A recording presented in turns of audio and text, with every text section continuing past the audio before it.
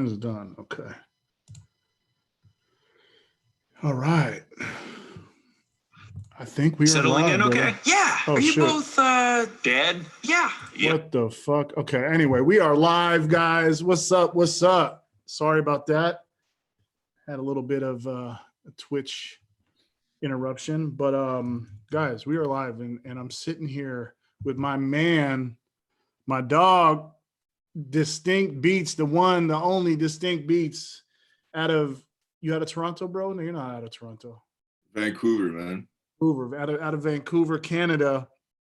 One of the dopest producers on BeatStars, doing some really, really big things. And so this show is called The Deal for a reason.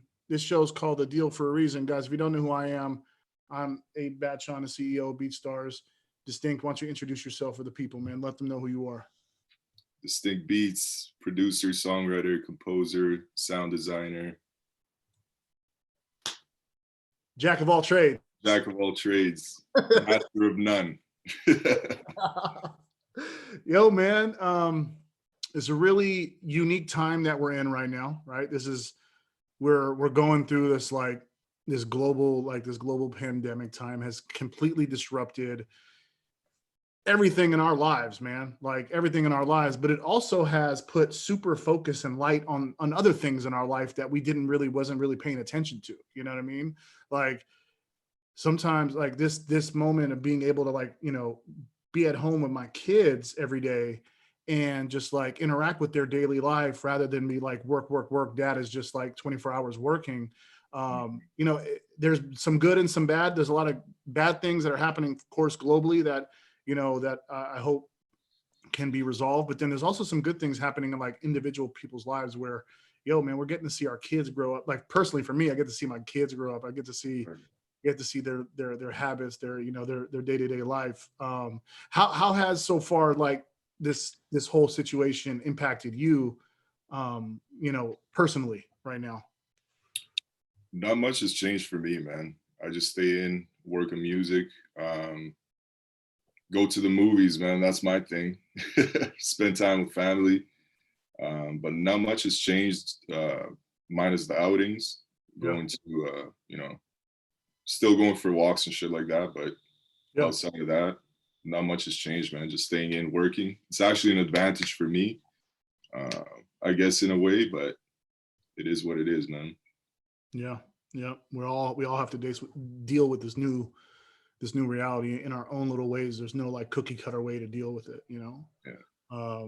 But yeah, man, I think, there's a lot of good things, a lot of bad things happening. We have to be aware, and we have to kind of like, just be conscious of the moment, be grateful for all the opportunities in front of us. I do every single day, man. I'm just like, I thank God every day, man. I'm like, shit, why me?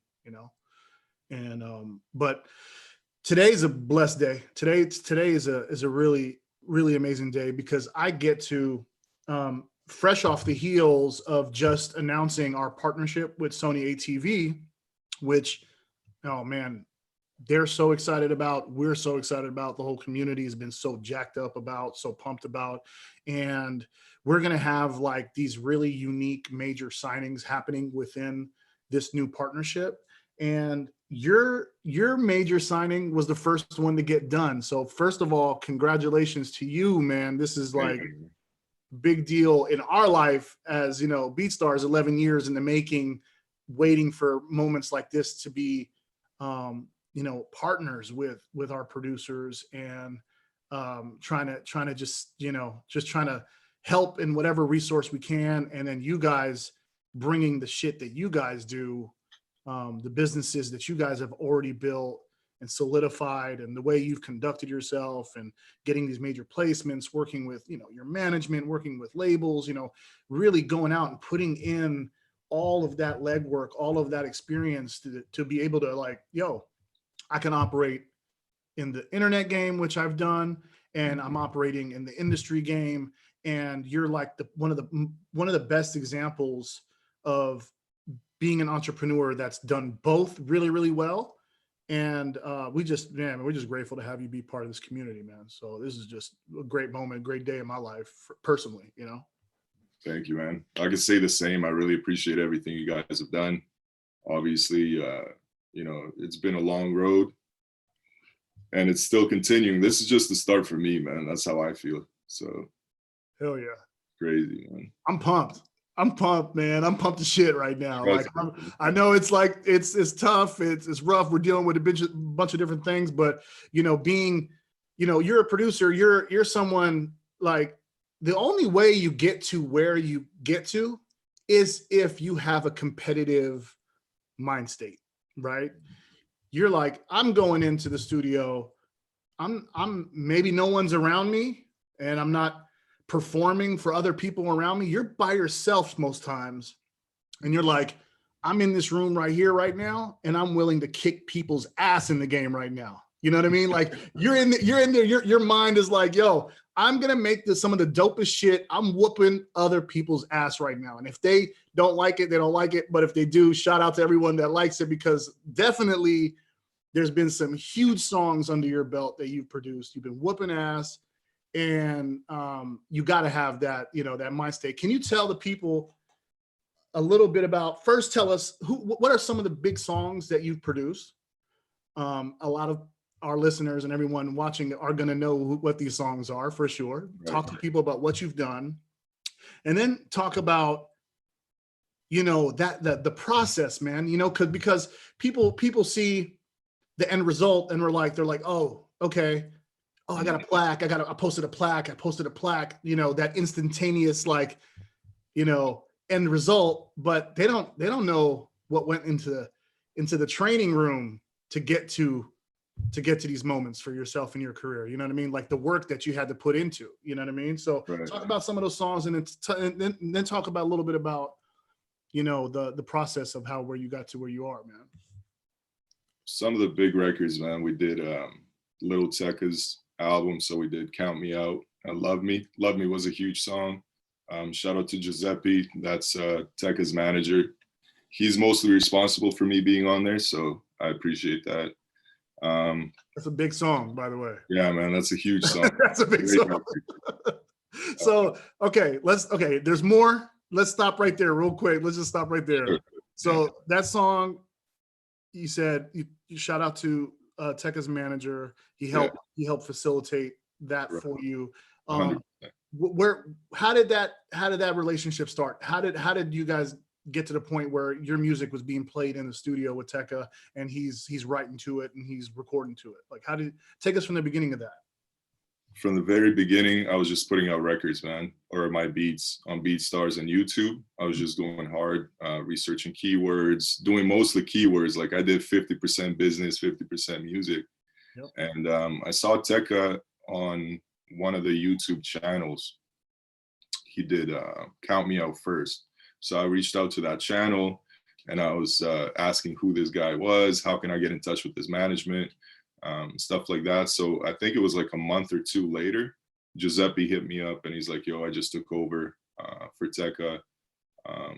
Yeah, man, let's do business. He actually bought the beats on BeatStars first. And then it was like 2-3 months later, he hit me for exclusives. Yeah. It took a while for us to get on the same page because I was very skeptical about letting go of my. So hold up. I had no idea. No one ever told me that Tecca would, you know, or his manager would purchase a couple of the beats on BeatStars. I didn't even know. Holy shit, that's amazing. Yeah. So that's how it started. Yeah, that's dope. Giuseppe called me, man. He called me like a month or two later. I was actually on vacation in Croatia, and he hit me up and he's like, we want exclusives for Love Me. How much, right? And I was like, I don't know, man. Like I didn't consider letting go of the exclusives because I wasn't in the industry that deep yet at that point. So I was just thinking long term, right? But eventually, man, it took some time, but Giuseppe came up with a good plan and took over, man. So yeah. Amazing, dude. That's a crazy story, bro. That's crazy. And Tecca probably wasn't even at that time. He was still kind of developing in his career, right? He was still kind of, how early when did that single come out? I forget when that one came out. Count Me Out came out a long time ago, man. I think it was like 2018. Okay, yeah, he wasn't Tecca yet. He didn't have that one big one yet. He wasn't as big at the time. Yeah. But it didn't take him that long, man. He took off like right after. Super quick. So quick. yeah, people were messaging me like, yo, on YouTube, they were like, this is Tecca's beat, this is Tecca's beat. And I was like, Tecca. So I had to check him out, and I was like, okay, that's what it is. So wow. Yeah, man. That's crazy. Damn, that's one of the biggest songs in his catalog too. That's nuts. That's so dope. And then so you got Count Me Out, and then you did another one for Tecca. Love Me. That's right. Yep. So Love Me is the biggest record that I have. And are these tracks solely produced by you, or did you have collaborators on these beats too? They're just solely by me. Okay. So what they did in Love Me at the end of the record, actual song, somebody did a slow down of my beat at the end, just for a switch up. Outside of that, I'm not sure who did that, but as far as the actual beat and the record, that was a Dystinkt Beat. Sick.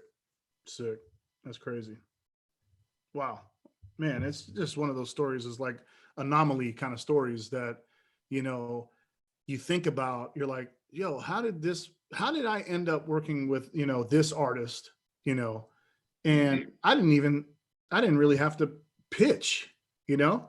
Yeah, you didn't even have to pitch. You didn't even have to like hit knocking on A&R's doors or managers' doors, like, yo, I need to, you know. It was done solely from a young artist like Tecca that adopted YouTube, that adopted, you know, these social platforms, IG, Twitter, BeatStars now in his workflow, right? And it's turning into like some of the most quality songs that are being made. And you think a lot of people, you know, have always had this misconception of, oh man, you know, records take time to get made, right? Or records really there has to be all these different people involved in so many different directions for a big song to be a big song, right? And, you know, young Keo and Lil Nas X proved that, right? 30 Hertz and Queen Naija proved that with Medicine. You know, the Crates proved that with Joyner Lucas, the Crates with I'm Not a Racist, and all those tracks, right, that were on Joyner's album. And you're just, again, adding more flame to this story about, yo, the internet is making an impact. Us young artists, young producers, this is how we work. We're making songs that are charting, Billboard, platinum, gold. And it's happening so often now that I'm just, man, sometimes that shit blows my mind, right? I'm just like, damn, I was, you know, from seeing this 2008 and seeing the type of things you guys are doing now, I'm just, man, it's like, you know, when a dad sees his son grow to be a doctor, it's like these beats. I look at these beats, I'm like, oh, you've grown so much, this beat, right? You're like, this beat is like, you know, it's beautiful, bro. It's beautiful. And I congratulate you, man. Thank you. That shit does not get done first and foremost. Okay, technology aside, we're going to find ways to connect. People are going to connect no matter what, whether BeatStars exists or not. People are going to find each other. They'll find a way to connect and collaborate in this new world, digital world we live in. But what you can't do and what you can't recreate is the uniqueness and the art that goes into you making your music, right? So that it starts with all that, right? The countless hours in the DAW, sound designing, mixing. How many beats? Say prior to your biggest placement, how many beats did you make prior to your biggest placement? You would say. It's hard to say, man. I've released hundreds. I've made thousands. 10 years worth of work for sure, man. So 10 years. 10 years worth of polishing that sword. Yeah, and I'm a perfectionist, man. I don't release anything I don't think is at least good. So yeah, man, it took some time. How many beats do you release? Like on like basically on your store, your beat store? Like how many beats do you release weekly, and maybe So like how big's your catalog now there? catalog's not that big online. Mhm. I release one a week for now. Yeah. I increased it to 2, 3 a week, but one a week works best for me and my artist base. So Yeah. Yeah. I mean, everyone I think has a different model. Some people upload every single day. Some people upload, one or two, 3 tracks a week. And again, it comes down to just being consistent and just having good presence and just uploading your best stuff. If you're a perfectionist, you're saying I'm sitting here, I'm doubting myself every time I upload a beat, before, and not doubting, but like man, I'm really thinking twice, 3 times about, is this good enough to make the internet proud, right? So I it's good commend you to on be, that. I it's good commend you to on be that. critical, but Give me all your throwaways. Can I have all the throwaways? I'll take those to rap on. Okay, I'll take those. Nah, man, but okay. So back to like, you know, these records. So you got Count Me Out, Love Me, and then there's this other dude that people have been talking about, pretty popular dude, Lil Tjay, who's got he's got a few fans out there. He's got quite a few actually. yeah, But TJ took off like crazy, man. And it's a crazy story that I have with TJ because it didn't start off in a good way. oh no. When TJ was coming up, he used my beat that he ended up being leaked, right? And that was my biggest beat that I had online, period. Oh, Right now it's at like 1.5 million so views. you're talking like almost probably hundreds of thousands of dollars in license fees online with that beat. Just that beat probably. Yeah, that beat was paying my bills for some time, man. Oh shit. So, Okay. so when people started messaging me about TJ, I checked out the record and I was like, that's dope. But I didn't get the business end of the industry. Uh-huh. So I hit TJ directly and he was willing to pay for it, but we just couldn't see eye to eye, I guess. And I was thinking long term. So his label reached out. Shout out to Maria from Colombia, and she tried to facilitate it. And then Imran jumped in, and the deal was good. It was just not working for my business model, right? So I didn't realize that where this was going for the long term.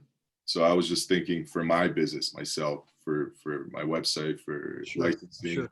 But long story short, it worked because that world is still kind of new to you at that time. As far as the industry, I started off trying to get placements like a while ago. Yeah. I was sending out CDs with beats on them.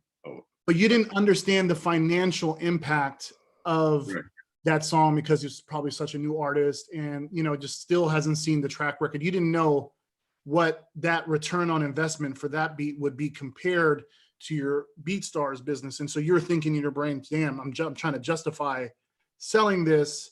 Right. Do I sell it? Honestly, it comes to a point where it's not about the money for you. It becomes a point where you're like, shit, I believe in this artist. I'm going to let this one go. I'm going to let this one go through. I believe in the label that's putting it out. And you made the right decision, apparently, right? I think. It took time, man. Yeah. I'm pretty stubborn. I'm sure Colombia were like, man, this guy. Yeah. But it took some time. We worked it out. And my manager took care of it down the road from Election Field. So he's responsible for that ultimately coming to a close. So question, I got another follow-up question. This is such an interesting conversation to me because this is, these stories are so important, bro. Like you have no idea how important these stories are to the community. This is history. Like you're making music history. So these stories are super important. So my question to you is, do you feel because your online licensing business for that track, right? That track was already a top performing track for you, right? It's generating a lot of money for you in your catalog. And do you feel like if you didn't have that type of, I guess, situation where you had to justify what you need to do with the track because it's generating so much money, should I sell it? Do you feel like it puts you in a position where you didn't need to accept the first deal that came to you, where it puts you in a position where you're like, you know what, I really don't have to sell this beat let me, I don't know, take my time, you know, like take my time on selling this. Was that beneficial for you long term when it came to the final negotiation? 100%, man. That was what put me in this position today. It took time, man. Like I said, I wasn't willing to sell it. I was making money on it, but everything came together because I took my time, because I didn't jump into the first deal and said, oh, I got a major placement. I didn't really care about it, to be honest. So that was definitely an upper hand I had in that. Crazy, man. It's nuts. So nuts. So beautiful. It really, you know, it puts into perspective how our pieces of art, you know, the way that you guys as producers, you know, treat it, and the way you value it is beautiful to see, because so many people don't stick to their guns. You know, so many people don't stick to their guns, and they're willing to get shortcutted on a deal, or shortcutted on, you know, their future of ownership and things like that, where a lot of people taking advantage of producers on the internet. I see a lot of people coming in and taking advantage of producers, taking away their rights. Not of course, like, I don't know anyone specific, but I know there's like some of these manager characters and these wannabe smaller publishers, you know, they're doing a lot of that, right? You know, so it's good to have, you know, your business set up, man, and like solidified in order for you to like make more conscious decisions about your products, the things that you love and you create. So it's beautiful. Man, so we got this deal done.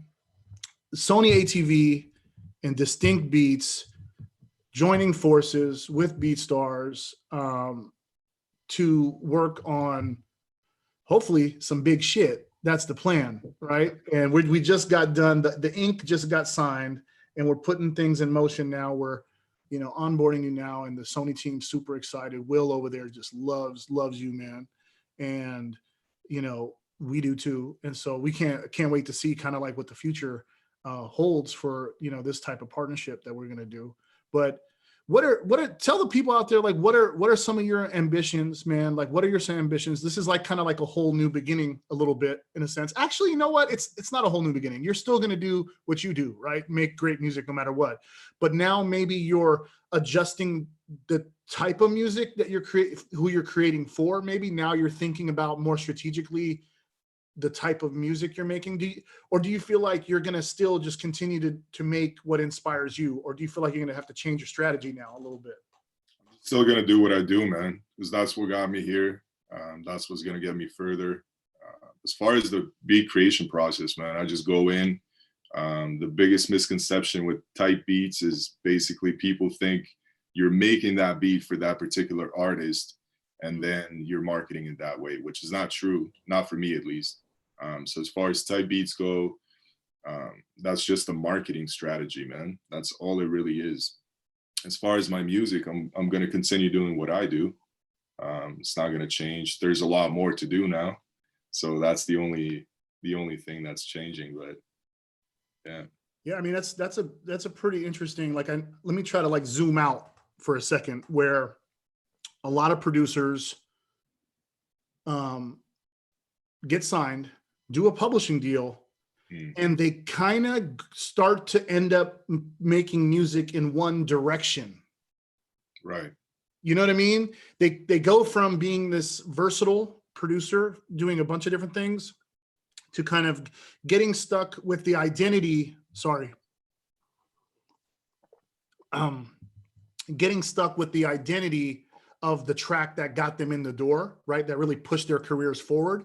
And so sometimes those producers, I mean, I'm not saying it's the wrong, I'm not saying it's the wrong model, but there's so many diverse artists that are signed all over the world, not just in like the US. There's so many diverse artists that in Spain are killing it, Italy, France, China, India, South America. So like there's so many global music markets that have distinct sounds, right? Distinct sounds, distinct rhythms, distinct song structures a little bit. They're getting closer to sounding more like American pop, hip hop. Like a lot of the worldly sounds are meshing with our pop culture, and you're seeing that happen now more and more.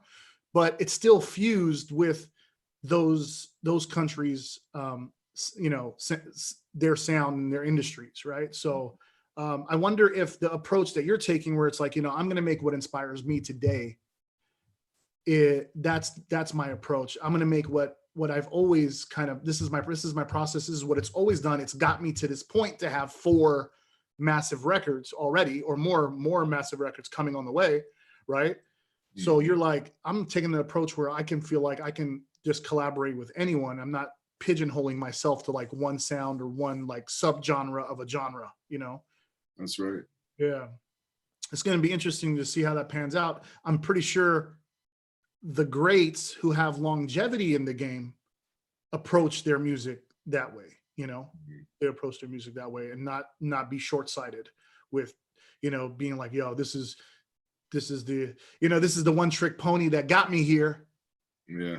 They're going to keep, like, music doesn't work like that. We don't want to keep seeing one trick ponies. You know what I mean? That's just like, we don't want to keep seeing the one tricks, Exactly, like, man. As time go by, music changes as well, man. So music is constantly evolving. If you look at rap today or R&B or any type of music today, it's not what it was 10 years ago. So you have to evolve as well, but you have to have a piece of you in that music as well. So that's the only way to really do it, man. I'm getting a lot of loops sent to me in my email, and everybody's trying to be like Q Beats, man. Well, not everybody, but a good portion of those people. And I'm listening to it, and it's like a dollar store version of Q Beats.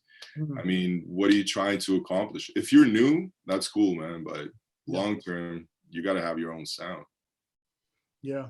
Agreed, man. Agreed. Like you said, if you're novice and you're learning the game, you're still trying to like learn your software, learn genres, learn song structure, like, cool. You need to imitate until you perfected other people's processes, and then where you can implement a mixture of other people's processes into your own process that makes you unique. So for sure. How do you find yourself, like, is there anything specific that you do in your workflow that keeps your finger on the pulse more? Like, is there a constant heat check that you do around your creative process? You're like, I'm going to change this today. This is the process I'm going to change. Like, is there something that you look for? Like, after a certain amount of time, you're like, okay, I need to switch something up. I used to do that, but now when I'm in the zone, I finish it. Even if I think it's trash at the time, I just finish it. If it doesn't work, I just move on, but I don't think about it too much anymore. I used to overthink it and do like, it took me like a week to finish a beat, and still for some beats, it takes me that long, but that's just so counterproductive, man, to overthink and try to find new ways every time. I try to find shortcuts within the software, but that's about it. That's the only thing that I'm looking for now. But so you take the approach of incremental improvements. Exactly. Like incremental, not like, we're not trying to just jump hurdles here. Exactly. Yeah. Right. I think with every successful entrepreneur, they've always took that approach.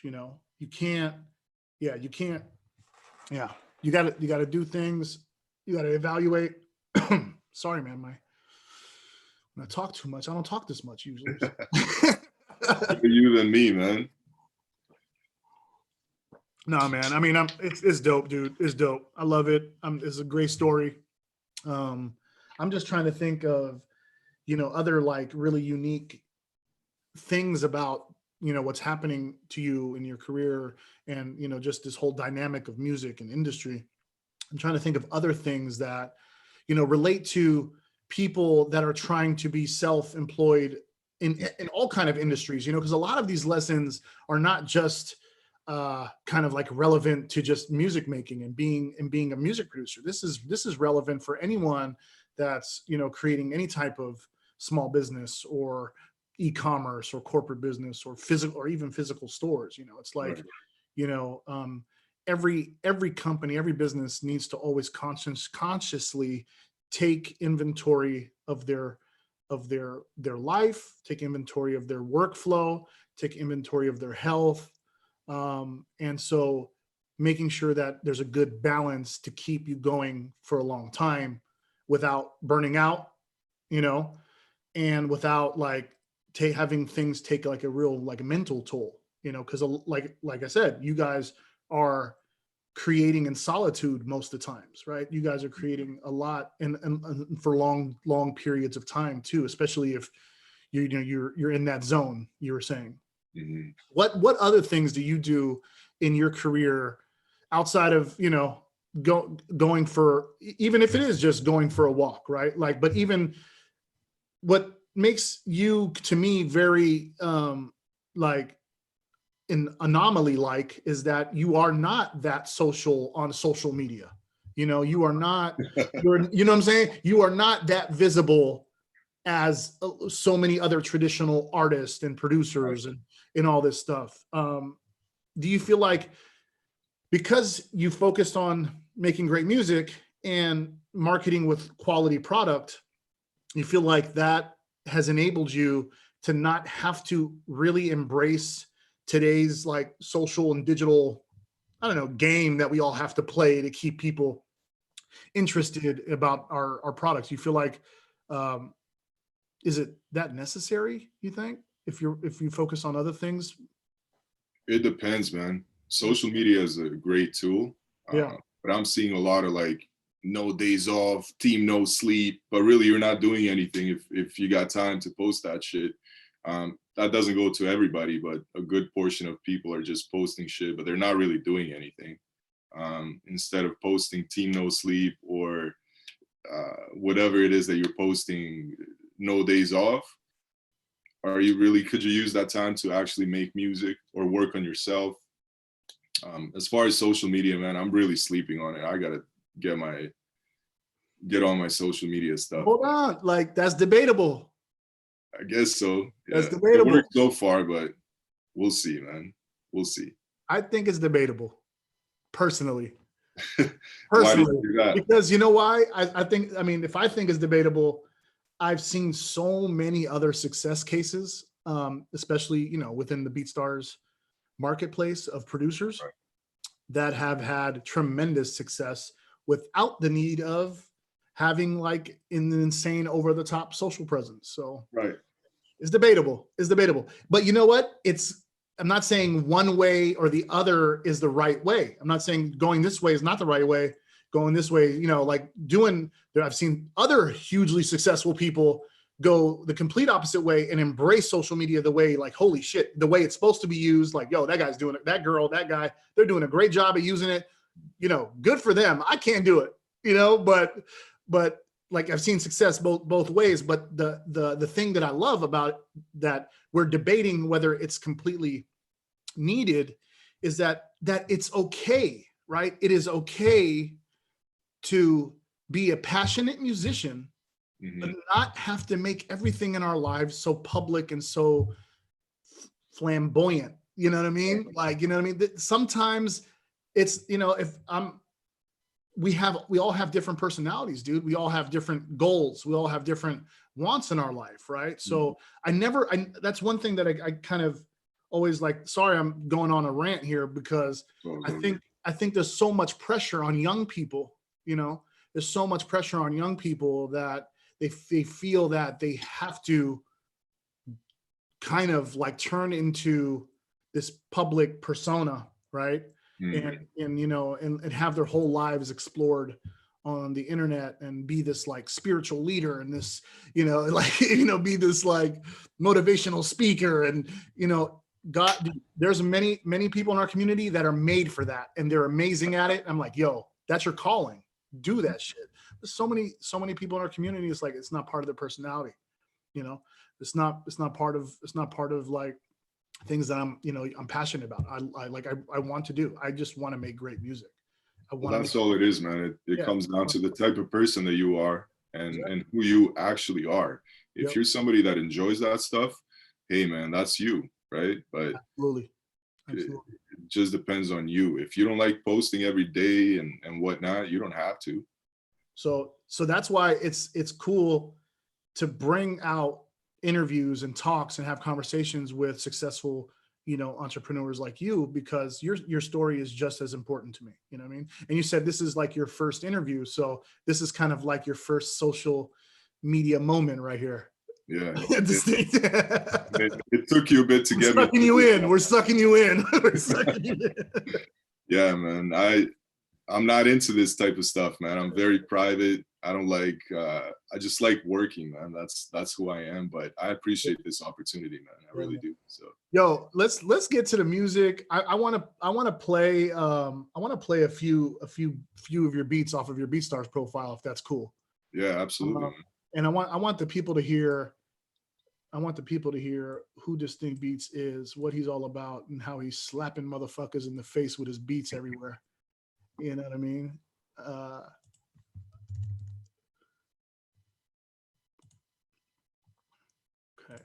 All right, I got your profile open. Is there any specific tracks that you think you want me to go to on your BeatStars profile? You can just play the newest ones. There's Got it. Gucci. Gucci's the newest one. I did that with my boy Dwayne. We also did Leak together. Okay. So yeah, that's a dope one. Okay. Brand new. It's a Chris Brown kind of piano type beat, right? Yeah. Gucci, right. Gucci, and shout out the producer again, your co-producer? Dwayne Pereira. Dwayne Pereira. Okay, cool. Yeah, let's take a listen.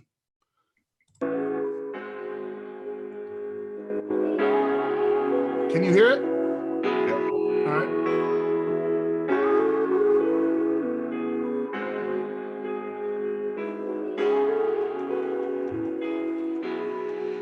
Dystinkt Beats.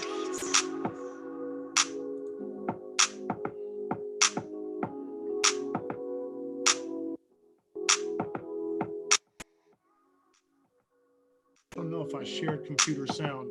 Hold on 1 second. 1 second. I don't know if I shared computer sound. I want the people to really hear this shit. Yes, yes. I didn't have shared computer sound. My bad. We're going back to that. Rewind. Let's go back.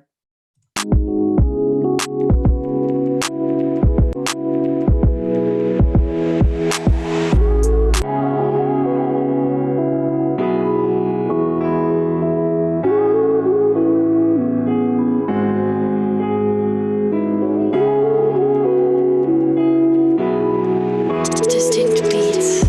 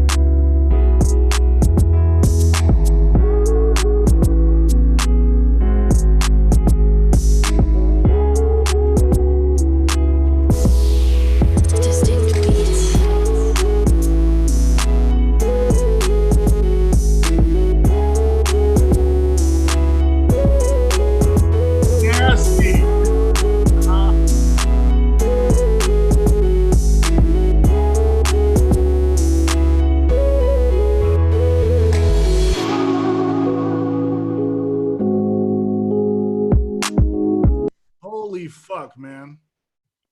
Can you hear me? Yeah, man. Holy shit. All right, so listen, let me this is your identity. You make beats for singers that like to fucking rap too.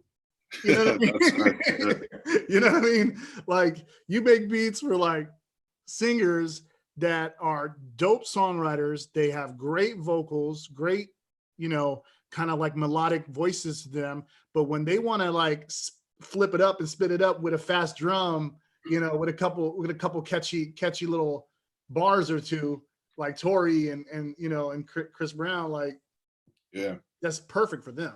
That's perfect for them. definitely, man. Dope track. It's like that. It's that R&B trap kind of.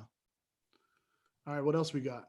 What else we If got? you play Brand New, the Chris Brown type beat, Brand New, it's like 3 down.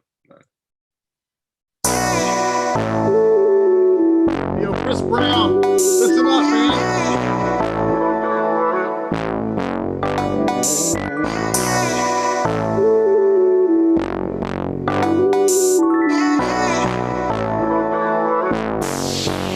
Dystinkt Beats.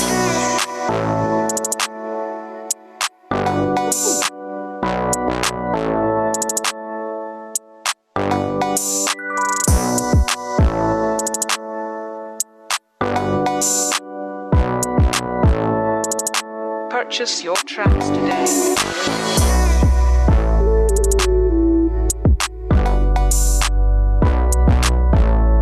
Dystinkt Beats.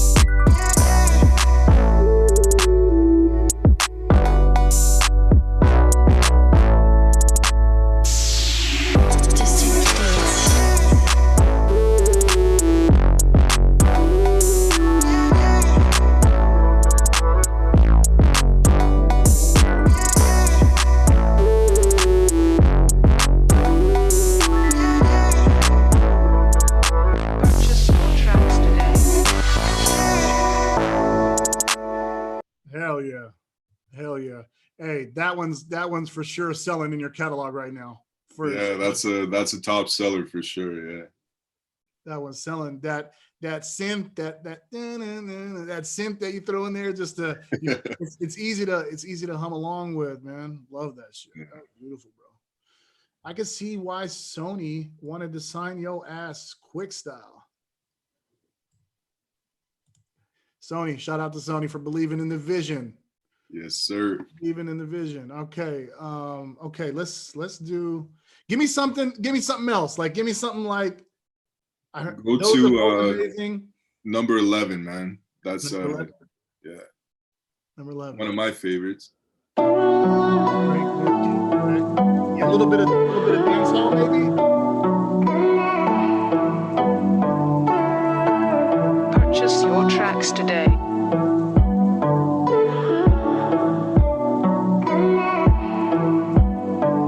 Dystinkt Beats.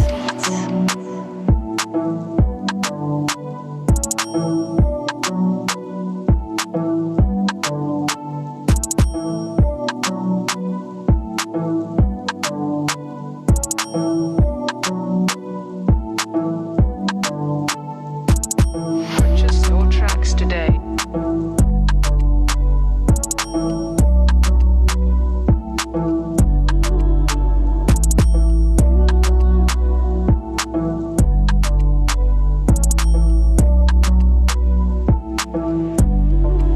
Dystinkt Beats.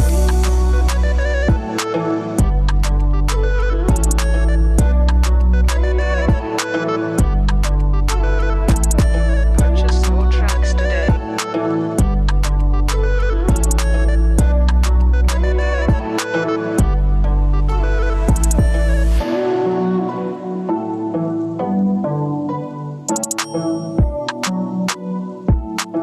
Dope, man. Dope. Yo, I got a question for you. Do you listen to any other like ethnic beats outside of like North American music? Is there like any international music you listen to? 100%, man. What part of the world? I'm actually from Croatia, man. I'm from the Right. Balkan region. So Yeah. I listen to a lot of Balkan music, ethnic music in general, man. Got it. Indian, Arabic, name it, man. I listen to everything. I like it. I like it. I could hear it too. There's, you could tell that there is some influence in your music because I'm from the Middle East and North Africa, right? So I can hear, it's weird, man. It's like when you're out there and you're in, like I haven't been to Croatia, no, but I've been to like Turkey, and I've been to like Right. a few Jordan, Egypt, Palestine. And so the moment you step foot in places like that soil, there's a certain tempo, there's a certain rhythm to life, basically. rhythm to life. Like it's like a different rhythm. You know, the way people walk, the way people talk, the way people interact, the way people greet each other, the way people break bread with each other, the way people celebrate holidays with each other. Like it's out and I commend you for, you know, going back to your roots to listen and kind of immerse yourself in music outside of North America. Because man, it's so important to really immerse yourself in worldly music, not just like, oh yeah, I hear a reggaeton. I heard a reggaeton track on the radio. That's cool, Right. whatever. You know, I heard a dance hall track on the radio one time. That's cool. Nah, bro, or sis, go back into catalogs of music. Go back into find out who the OGs are in these countries. Find out who the legends are. Listen to, you know, dive into people's music from different territories, because if those legends are making music for a whole population and millions of people in that country that they're vibing with and they're taking over, there's a reason why. And it does not mean some of those influences cannot be translated to other places in different countries. We're seeing it every day, you know, Right. seeing it every day. So that's one slept on thing. I think the producer community has, you know, ignored a little bit too much sometimes. I mean, they make it, you know, they make it especially with YouTube now, we have so much accessibility, right? To search for music and like find stuff. So there is a lot of discovery, but I think it should even go like a step further personally. Like, have you ever lived in Croatia? Have you ever spent like long periods of time there? Yeah, man. I lived there for 13 years, man. That's it. That's the answer to my complete question. So it's like you were already immersed in that culture, like immersed in the music, the music industry, the stars in the music. Your parents were, your family were. So I think people should go live in other countries for small periods of time. Like I think it's, as a musician, I think personally, you know, even in my you know, my family coming from, you know, immigrants from Palestine, and me still being connected there and going back there every summer, learning the language, speaking, like my grandma raised me, she didn't even speak English, right? Like I had to speak Arabic with her my whole life. So immersed in those stars, going to concerts from big Middle Eastern and North African singers, concerts, immersing myself in concerts and you know, buying tons of CDs and going back and forth and being fans of their music helped me understand BeatStars from a global view. You know what I mean? Like not just you guys as artists. Imagine what it does for other entrepreneurs. If you're telling me you've had tons of great influence from other music markets and it's impacted the way you make your music, and now look at you have platinum songs and soon to be gold and more, you know, like it just shows you how important. Do you think that's played a really, really big part in your progression as a musician? Absolutely, man. I wouldn't be Dystinkt Beats if it wasn't for that. Mm. Like you said, anybody who can actually go to another country, maybe not now, but at some point, to experience that, it's so important, man. Mm-hmm. And it sounds kind of cliche, but at the same time, it's like, it is what it is. It's life, man. If you're consistently in your own box and on your own block, in your own city, you're not really gonna get that experience, man. But as soon as you go somewhere else, even go to another city in your state, like do something, man. Obviously that doesn't really apply now. I feel stupid for saying that, but I know. But we hope that some days in the very near future, things will normalize, right? And you know, the world will hopefully reset itself, get back to normal. But when the opportunity does come, just keep it. I think I'm just, you know, from a, you know, just hearing your story and other people's stories, especially immigrants and people that are children of immigrants and just people that have been immersed in other cultures and, you know, making it here in the States. I always see the uniqueness in any product or any like, anything of the arts or anything. Like it's so cool to see, you know, different worldly perspectives, you know, introduced in our stuff in our day to day out here. So it's cool, man. And I think what's beautiful is people in America, all of us here who live here, we're so open to learning about different cultures. We're so open to like going on Netflix and learning about a documentary about where other people, listening to watching TV shows and movies in other languages, you know, and stuff. And I think the music world is getting closer together, you know. So Yeah. it's starting to happen. It's starting to happen. So even more and more. So yeah, man, this has been one of the funnest conversations I've ever had, like in just my whole music career, man. And I really appreciate you,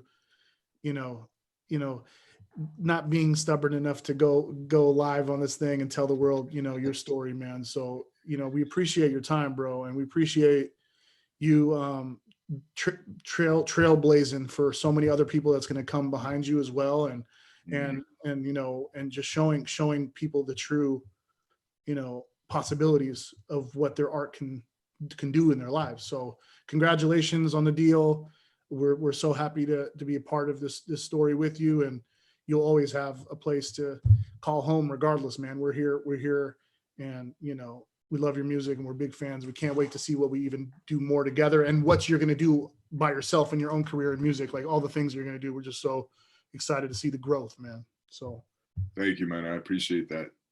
Yes, sir. Do you have any last words for the people? Can you tell them like where to follow you on social? I know you don't go out, but you have to have some presence just to follow you. Yeah, I'm on YouTube, Dystinkt Beats on YouTube. That's my main hub. But as far as social media, I guess Instagram. I'm on Instagram, Dystinkt Beats. You can hit me up. You can DM me. Whatever, man. I'm on there. Hell yeah. Hell yeah. Appreciate you, sir. Thank you for your time. Thank you, man. All right, brother. Best of wishes with everything, man. We'll be seeing a lot more from you in the near future. Likewise, brother. Thank you, man. All right. Peace. Peace.